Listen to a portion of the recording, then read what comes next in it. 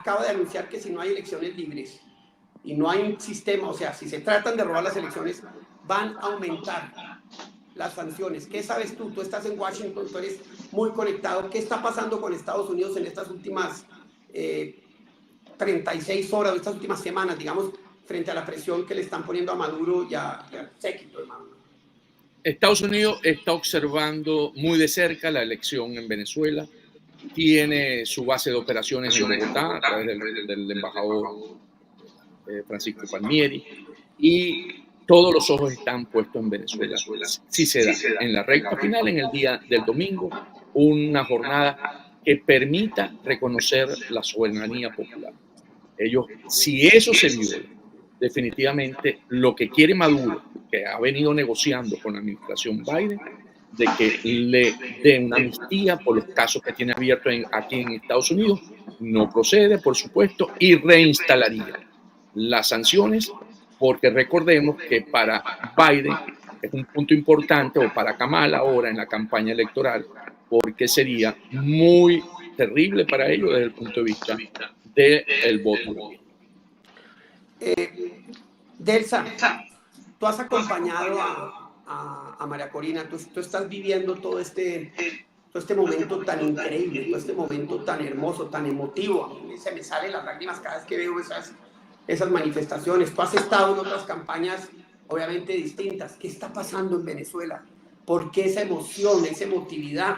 De hecho, esto en América Latina, inclusive yo lo alcancé a ver un poco con Chávez, no tan grande, digamos, no tan generalizado entre la población, pero es que lo que uno ve hoy es emocionante y me llena de orgullo ver eso.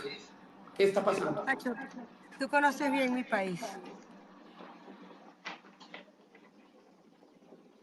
Es que tú eres como un venezolano honorario, ¿no? Y en efecto lo que nosotros estamos viviendo hoy aquí es indescriptible. Nosotros estamos atravesando un momento muy oscuro en nuestra nación, porque los venezolanos se están yendo de nuestro país. Son cerca de 8 millones los que no están en Venezuela, los que quieren volver a abrazarse, los que saben que la razón por la cual hoy no están en Venezuela no es otra que un régimen que oprime, que te deja sin oportunidades, etc. Pero hoy se ha despertado de nuevo la esperanza en la gente. Yo nunca había visto nada, ni siquiera similar a lo que estamos viviendo hoy. La elección en nuestro país es pasado mañana. Pasado mañana. Y nosotros no tenemos un afiche, no tenemos un volante que entregar, no tenemos una cuña en televisión, no tenemos nada, porque obviamente las limitaciones son múltiples, entre ellas el hecho de que no tenemos ningún tipo de recursos económicos. Pero a pesar de eso, la gente va masivamente a las concentraciones en un número. Mira, ha habido concentraciones de cerca de 2 millones de personas y hay que tener en cuenta que en Venezuela no hay gasolina, que las dificultades económicas de la población son enormes, que un venezolano para moverse de un lugar a otro pasa muchísimos sacrificios. Miren, en un pueblito muy pequeño en el estado de Anzoátegui, que es frontera con el estado Bolívar, que se llama Soledad, yo encontré a un señor que estaba esperándonos en la entrada del pueblo con un cartel muy lindo para María Corina y para mí. Y el señor estaba en pantuflas porque no tiene zapatos, en cholas le decimos acá. Y el señor había caminado 80 kilómetros nada más para irnos a ver, para ir a saludar. Y eso pasa de manera constante, la gente llega caminando. Nosotras vamos de un estado a otro y cortan un árbol y lo atraviesan en la vía para que no pasemos. Pues la gente sale de sus viviendas, sale de los caseríos y quitan el árbol para que nosotros pasemos. La última gira antes del cierre de Caracas ayer fue en el estado Zulia y yo me quedé sin gasolina en Barquisimeto, que es un estado ya cercano al Zulia, y no hay forma de que nos surtan gasolina ni a María Corina ni a mí. Y un ciudadano de a pie se me acercó y me dijo, mi camión, yo soy mecánico, tengo un taller cerca, mi camión tiene gasolina. El señor le sacó la gasolina a su camión para ponérsela a mi carro para que yo pudiera seguir hasta el estado Zulia. Eso es lo que está pasando hoy en Venezuela. Hay una ciudadanía que está masivamente en la calle, que además está entusiasmada, que ha recobrado la fe. Y hay una cosa que creo que también es importante, que hay mucha confianza en el actual liderazgo que está al frente de esto. Antonio, tú has vivido muchas campañas. ¿Habías visto algo así? Y una pregunta, tú que conoces y que analizas muy bien lo que está pasando. ¿Por qué dejó Maduro llegar esto a este punto? Lo que está ocurriendo con María Corina, con el nuevo liderazgo, como lo dice Delsa, es que María Corina, primero, es un liderazgo ético, moral, usando la verdad ante todo. Es el liderazgo nuevo donde lo importante es decirle la verdad al ciudadano, porque el ciudadano no puede ser visto como alguien que no pueda saber ni que resuelve. Entonces, ¿qué ocurre? Lo que ocurre es que eso que ha hecho María Corina despertó a un pueblo que, lo pongo como un símil, sacó el genio de la boca. Es un pueblo de ciudadanía activa que va a reclamar no solamente ahora, sino también después la parte, los compromisos establecidos con ellos. Esa es una ciudadanía que no va a volver a aceptar que le manejen su destino. Entonces eso es muy fuerte porque sabemos que las elecciones son emocionales hoy en día, el voto es emocional. Y esa emocionalidad hoy está del lado de las fuerzas democráticas. Porque el lado de Maduro o de las fuerzas de la dictadura, lo que hay es miedo. O sea, estamos confrontando la esperanza y la voluntad de ir hacia adelante de la victoria frente a la derrota y el miedo. Porque lo que Maduro está haciendo con los expresidentes y con los eurodiputados es poder mostrar lo que no pudieron lograr ayer. Ayer no lograron mostrar la fuerza que querían mostrar en Caracas. Entonces, es la manera de poder hacer sentir a la gente que ellos todavía tienen el control para ver si tienen miedo. ¿Por qué? Porque la brecha entre Maduro y el mundo es muy grande, cada vez se amplía más. Estamos hablando 30, 35 puntos. Una brecha que no pueden manejar para hacer los megafraudes. ¿Por qué Maduro llega hasta aquí? Porque esto se pudo haber, por parte del régimen, haberlo suspendido, tuvo forma, tú sabes, eliminando la tarjeta de la MOT, ¿verdad? Por lo tanto, se caía el candidato y podía. Pero resulta que esta estrategia de llegar hasta hoy es Jorge Rodríguez. Jorge Rodríguez es el cerebro detrás de esto. ¿Por qué? Porque Jorge Rodríguez fue presidente del CNE, ¿verdad? Y entonces, ¿qué ocurre? Que ellos creen que ellos pueden manipular el resultado del domingo. Yo creo que aquí, ¿verdad? Ante las negociaciones de Jorge Rodríguez con Casa Blanca, que ha logrado conseguir los beneficios que uno nunca hubiera esperado, como los sobrinos de Cilia Flores, como Alessao, ¿verdad? Jorge lo que busca en este momento es lograr que María Corina, que Maduro pueda obtener la amnistía que tanto quiere. Por lo tanto, tiene que manejar formas, las formas en términos de cómo se va a conducir esto el domingo. Porque de otra manera, si sigue generando unas condiciones que vuelva a incurrir en términos de robarse la elección abiertamente y poder mostrar que no logró respetar la soberanía popular, no cambia su condición. Entonces yo creo que ellos, pensando que pueden lograrlo, lo han dejado llegar hasta aquí, porque la otra posición era la de Diosdado. Diosdado no quería llegar al 28, pero aquí definitivamente Jorge Rodríguez con Maduro ven que este es el camino con el que ellos pueden. Entonces yo pienso que eso es lo que ellos están jugando, porque piensan que pueden rebanar esa brecha y poderla llevar. Lo que yo tengo, de acuerdo a la información de adentro, que ellos están estimando, que ellos pueden manejar una brecha de 10 puntos en términos de esto que estamos viendo, los centros electorales, que la gente no participe, etcétera, etcétera. Pero esto hoy es imposible. Si se mantiene una brecha de 25, 30 puntos, no hay cómo hacer esto tanto. Entonces aquí, lo importante de este empoderamiento de la ciudadanía y que ha demostrado tener una capacidad de resiliencia muy alta en términos de lo que acaba de escribir Delsa, de que le ponen obstáculos y camina 80 kilómetros para verlas a ella. Ese es un pueblo que va a tener la paciencia ese día para votar y consumar, ¿verdad?, el hecho del voto y buscar el triunfo. Entonces yo creo que estamos en dos escenarios donde la persistencia, la capacidad, la resiliencia, la esperanza, el triunfo está luchando para conseguir. Y está la del régimen de manipular el resultado. Creo que ahí está el secreto, porque un plan república no va a enfrentar una voluntad de una brecha de un 35%. Mientras Antonio, dime. ahora volvemos a eso que parece que es un tema importantísimo de qué puede pasar el 28. Claro, ellos no, creo que no pensaban que la diferencia iba a ser tanto, como nunca pensaron Jorge Rodríguez cuando permitió las primarias, que hubiera pasado eso con María Corina. Pensaron que iban a ser un fracaso. Pero siguen teniendo de cierta manera el sartén por el mango, poquito, ya mucho menos que otra vez. Y vamos al día de hoy, que hoy pasaron muchas cosas. ¿Por qué no mostramos el rostro del concejal de Primero Justicia que fue golpeado en un centro de votación en el Zulia? Ese es uno de los elementos de lo que hoy pasó. Un concejal que ensangrentado, que pues fue brutalmente golpeado. Ahí lo pueden ustedes ver. Un muchacho, un joven, un señor, que por querer hacer respetar la democracia, pues paga este costo. Pero además han pasado otras cosas, y tú que estás afuera y entiendes muy bien esto,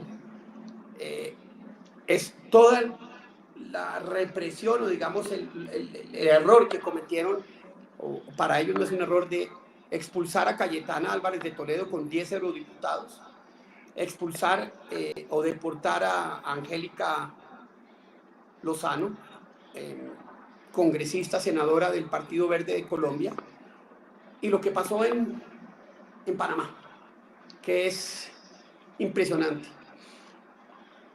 En 3 vuelos de Copa a Maiquetía, llenos de venezolanos para ir a votar, los pararon y bajaron al expresidente Fox de México, al expresidente Mireya Moscoso de Panamá, al expresidente Tuto Quiroga de Bolivia, a la exvicepresidenta de Colombia, Marta Lucía Ramírez, al expresidente de Costa Rica.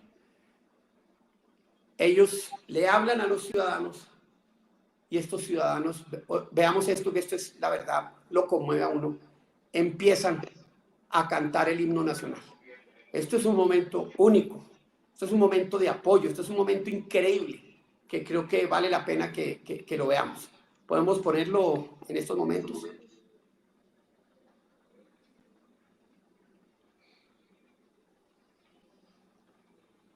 Poner play.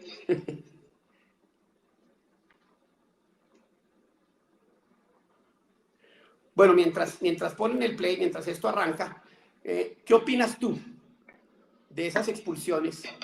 De eso cómo se ve internacionalmente y por qué lo hace. ¿Qué ganan ellos haciendo esto? El mensaje, aquí hay un mensaje hacia el exterior y un mensaje hacia el nacional, hacia la participación. Hacia el exterior muestran esa parte de que no van a aceptar observadores, como lo hicieron con la Unión Europea, que le negaron la posibilidad de ser observadores, de que ellos no están, se apropian, es como si fuera la fiesta de ellos y ellos aceptan los invitados, porque si van a ver el presidente, va a estar el presidente de República Dominicana, ¿verdad? El panameño, o sea, Fernández, va a estar Torrijos, está Zapatero, está el colombiano, ¿verdad? ¿Cómo se llama? Samper. O sea, en ese sentido, es usar que ellos son selectivos en quienes vienen a observar, porque los considera que ellos pueden influenciar y envalentonar. Pero ¿qué ocurre? Esto viene por el gran fracaso de ayer en Caracas. El fracaso de ayer los dejó muy mal, entonces tenían que mostrar músculo para poder mostrar que sí tienen todavía agarrado el sartén, como dice tú, por el mar. Entonces, el mensaje hacia adentro es ese, porque yo recibí hoy llamadas, primero con los casos de que no dejaban inscribir a los testigos, ya oímos a Delsa, que es mínimo. Después de que me dijeron, pero es que no dejaron aterrizar a los expresidentes. Le dije, sí, precisamente eso es lo que ellos quieren, que tú tengas miedo y que no participes. Más bien esos son elementos que nos tienen que envalentonar y llevar y tomar la decisión de que por eso tenemos que sacarlo y sacarlo democráticamente. Entonces yo creo que tiene el mensaje hacia adentro y el mensaje hacia afuera, donde ellos siguen mostrando eso. Sin embargo, todavía eso no mueve la aguja de Estados Unidos para decir y llamarlo que no hay un proceso electoral que que Estados Unidos acepte como validero, porque va a depender del resultado final. Es que ustedes puedan llegar y cumplir con su compromiso de votar el 28. Estamos con ustedes.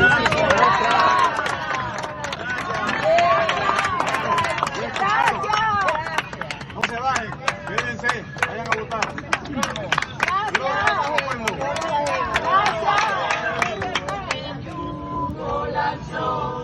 La ley respetando la virtud y honor.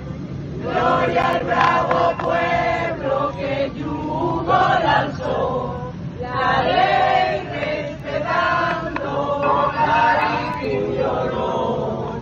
Abajo cadenas, abajo cadenas. Gritaba el Señor, gritaba el Señor. Bueno, la verdad se me hace un nudo en la garganta viendo eso, como se me hace el nudo con lo que están haciendo los venezolanos, esos cojones que están mostrando, ese amor a la libertad, ese amor a la patria, que es un ejemplo para todos, para los colombianos, que vamos para allá si no nos cuidamos. ¿Qué sientes tú cuando ves este video, Antonio? ¿Qué sientes tú cuando ves esto que está pasando? Tú que estás en Washington y es que lo que uno, no sé, esto nunca lo he visto. ¿Qué sientes? Me emociona mucho, me afloja también como vos, pero me llena de orgullo, porque es un pueblo que tomó la decisión de salir de una dictadura de una manera pacífica, democrática, con coraje. Es algo que realmente va a marcar la historia de las luchas contra las dictaduras. Y del continente, En y el de continente. América Latina. Sí. Esto abre verdaderamente las puertas para que Cuba y para que Nicaragua entiendan que su tiempo está acabando. Es que creo que lo que está pasando en Venezuela es tan grande y es tan importante. Y Va a estar al nivel de las revoluciones de colores que vimos y del mismo primavera árabe. O sea, va a marcar ese tipo de hito que marcaron en aquel momento. Y creo que el liderazgo es muy importante, entender ese liderazgo que se logró conectar, que le dio confianza al pueblo, a que ellos son los que tienen el poder. No es el represor, el dictador, es el pueblo que tiene el poder. Y entonces, María Corina ha mostrado una actitud de estadista como no hay en América Latina. Un estadista con una visión de su país que la verdad me quito el sombrero. ¿Qué política es María Corina? ¿Tú pensaste que era así? No, ella en los primeros momentos tuvo una posición siempre muy radical, muy fuerte. Era una mujer de blancos y negros. Al prohibirle salir del país, le llevó a recorrer la nación y logró tener ese contacto con el pueblo y logró entender. Y en ese momento ella fue cambiando, fue transformándose. Fue siempre tuvo una posición muy firme contra el régimen y de mucha sabiduría frente a lo que venía sucediendo en el interinato. Y eso también le permitió tener una diferencia con esos políticos tradicionales. Después la primaria la consolida y a partir de ahí la perdimos de vista. Se perdió de vista. Es una estrella, como tú dices. Creo que, pero sin embargo, estamos frente a un grupo que su razonamiento es criminal. ¿Okay? Y saben que están perdidos desde el punto de vista electoral. Entonces, ¿qué tácticas como banda pueden utilizar? Yo creo que aquí hay que estar alerta con todas las vulnerabilidades que puede tener cada uno, porque este juego se acaba en términos de que Maduro reconoce a Edmundo González como ganador de esa noche o llevan a Edmundo González a que tenga que aceptar una victoria, aceptando, yo creo que va a aceptar una victoria. Entonces, ¿cómo juegan esos grupos? Hay que estar pendiente y tomar las medidas, el círculo interno, ¿verdad? Cómo está protegido, cómo manejar los centros de datos, y cómo obtener todas las actas, porque si el CNE se atreve a cantar una victoria por parte de Maduro, hay que tener la respuesta, o hay que en el día transmitir a través de los canales de que ese no es el resultado esperado y que por lo tanto no deben someter a un pueblo a unas tensiones que pueda generar violencia. Porque si hay algo que va a ocurrir con eso que ha manifestado y ha mostrado ese pueblo, que si le roban la elección va a salir a reclamar el triunfo y va a ser muy difícil que lo detenga. Para allá quiero ir, pero vamos a un tema de números, que es más importante como para saber. Tú hablabas que el 15% se pueden robar. Las diferencias hoy son de 35, 40 puntos, 30. Van a haber 10 millones de votos, entre 10 y 12, pongámosle 10. Hoy está 70-30, 65-35. No le alcanza. Esos 15 puntos no le alcanzan.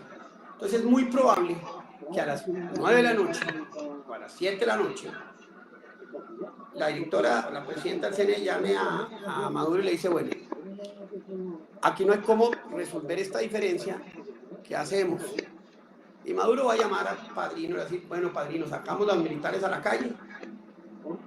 Y yo creo que Padrino va a decir, no, porque él sabe que si da esa orden, no se la cumple. Y los venezolanos están listos, como tú dices, para salir a la calle. Pero no es a protestar, yo creo que tiene que salir a tomarse el Palacio Miraflores y tomarse el Fuerte Tiuna y hacer lo mismo que pasó en Sri Lanka. Y yo no creo que haya un militar que vaya a dispararle a esos ciudadanos, entre otros, porque es que entre esos ciudadanos está su mamá, está su papá, está su hermano, está su primo, está su hijo. Esos militares que están sufriendo lo mismo. Frente al tema de números y lo que puede pasar ese día, ¿qué crees tú? ¿Cuáles son las opciones de lo que puede pasar? El escenario del fraude, tratar de tener el megafraude, es un escenario poco probable, como tú lo has dicho, por las consecuencias que eso trae. Porque ese escenario nos conduce a una masacre del pueblo venezolano. Y hoy no creo que las Fuerzas Armadas pensando en masacrar a su pueblo. Yo creo que en ese momento Padrino López le dice, como tú lo señalaste, que ha consultado con los comandantes de fuerza y que hay que reconocer el triunfo con un margen alto, como estamos hablando 25, con un margen, cómo llegar a ese 10% que podrían hacerse de la vista gorda y decir y sacar y preguntar, porque tendrías que mostrar que tiene los números ese día para demostrar que te robaron la elección. Por eso es tan importante tener el acta, porque si no se tiene el número, tú vas a tener que demostrar. Entonces, y si no lo logras demostrar, va a costar mucho poder por la comunidad. ¿Qué fue lo que pasó en el 2013, no? Sí, en el 2013 a las 7 de la noche Capriles había ganado y estaba, pues, todos los datos eran, y a partir de las 7 de la noche no tenían el control de las mesas electorales que han debido tener, no tenían toda la información, y entre las 7 y las 10 de la noche le voltearon y le ganaron por un poquitico. Así pero es. eso no va a pasar. El escenario está planteado en que eso no va a pasar por la alta participación de 7 de cada 10 o 8 hoy, con todos estos hechos que están 8 de cada 10 venezolanos, y que una intención de voto para el mundo de 7 de cada 10. Entonces, eso es por eso es un escenario poco probable. Y aquí a quien tiene que controlar los miedos internos es precisamente Maduro, Jorge Rodríguez, Diosdado Cabello, que es el más virulento, el que está mucho más molesto con esta situación. Porque recordemos que Diosdado sostenía en su programa todos los miércoles, no va a haber primaria. No va a haber primaria hasta el día que hubo primaria. Y entonces yo creo que esa parte de Diosdado lo debe tener todavía pensando, llegamos al 28 y él no quería llegar al 28. Entonces ahí va a haber una situación de tensión entre cómo manejar y reconocer ese triunfo. ¿Por qué? Veamos este escenario, poco probable, pero pudiera estar manejándolo. Es anuncia el CNE que gana Maduro y sale detrás Rusia, China, los aliados, y dicen que les parece. Y salen los expresidentes que acompañan a Maduro, dicen que ellos no han visto que el proceso ha sido normal. Por eso yo digo que en el día no vamos a ver violencia, el día va a transcurrir de una manera normal, porque esto va a suceder después que empiecen a cerrar la mesa y donde ellos piensan que puedan controlar. Y entonces, ¿cómo actuar? Entonces yo creo que aquí los aliados como Brasil, ¿verdad? Lula, Estados Unidos, Francia, Mujica. exacto, empiezan a tener y decir, estos no son los números que nosotros tenemos. Y por lo tanto pensamos que no es la forma de poder llevar, porque es llevar, vuelvo a decir, a una masacre. Porque regresar eso que sacaron de la botella, ¿no?, va a ser muy difícil, porque vas a tener que masacrar o matar a muchos venezolanos para que tenga miedo, porque el venezolano en este momento ha mostrado que ha superado todas las barreras durante la trayectoria María Corina en sus mítines. Llevar al genio nuevamente, ese genio a la botella, no va a ser fácil. Déjame, Antonio, te hago una última pregunta. Va a tocar negociar. Exacto. De las 7, 8 de la noche, ¿cuál crees tú que sea el negocio más viable o más posible? Váyanse, disfruten de su plata y tranquilos, o quédense acá, no los vamos a perseguir, y si en 6 años quieren volver, pues peleamos con ustedes democráticamente. ¿Qué crees tú que sea la negociación más viable? Hay dos niveles de negociación. El nivel de negociación con Estados Unidos, donde pueden decir, nosotros hemos respetado el proceso, hemos reconocido el triunfo del mundo, por lo tanto, lo que se ha negociado es amnistía aparte de Maduro, y quieren el reconocimiento de la Asamblea Nacional de Maduro, no que sigan reconociendo a la de 2015, porque esa es una clave para continuar manteniendo el poder. Esas serían las dos con el exterior, con Estados Unidos. Y hacia lo interno es lo que tú planteaste. Nosotros estamos dispuestos a una transición, pero hay que tragarse los sapos. Sí. Entonces, en ese momento se da una relación ganar-ganar. No es ganar porque ellos salgan, no, ellos tienen penas que culpar y uno está muy molesto, pero es ganar porque ellos logran sobrevivir a una situación adversa, pero se gana la democracia y la libertad. Yo siempre pongo el ejemplo de la negociación política. Pero ¿tú crees que Maduro y los Rodríguez se quedan en Venezuela o se van? Yo creo que Maduro en la primera instancia se va a ir y no quiere que el brazo de la justicia estadounidense lo tenga él. Sí. Los gringos tienen que estar ahí, tienen que estar de acuerdo. Sí. Decir, tranquilo. Y nosotros. No eso difícil. No, tampoco, ninguno. ¿Ok? Y Jorge, que queda como presidente de la Asamblea, yo creo que sí se queda en Venezuela. Porque Jorge es el presidente de la Asamblea y eso dura hasta el 5 de enero. Pero ese es un tema también. Si hay una transición hay que anticipar todo eso. ¿No crees tú? ¿No crees que anticipar la posición y anticipar, o sea, armar todo un nuevo proceso para renovar congresos, alcaldías, gobernaciones, etcétera? Esa es parte de la negociación con si el reconocimiento de Estados Unidos a la Asamblea 2015 se da. Esa es parte de la negociación, que tiene que buscarse una transición lo más corto posible para poder renovar los poderes. Okay. En Venezuela ese proceso lo hizo Chávez a través de una constituyente. O sea, cuando Chávez llega, no tiene una gran cantidad de parlamentarios en los congresos, teníamos la Cámara Alta y Baja, y tiene los poderes en corte, y él logra en un año, sería muy largo en el caso de Venezuela en este momento, pero sí hay la figura, sí se maneja para poder hacer una transición rápida. Entonces yo creo que aquí le está dada también esa condición dentro de la negociación. ¿Eres optimista? Totalmente. Yo creo que, Pacho, vas a ir a celebrar a Venezuela, a Caracas, se te va a hacer muchos actos de reconocimiento por toda tu lucha, ¿verdad?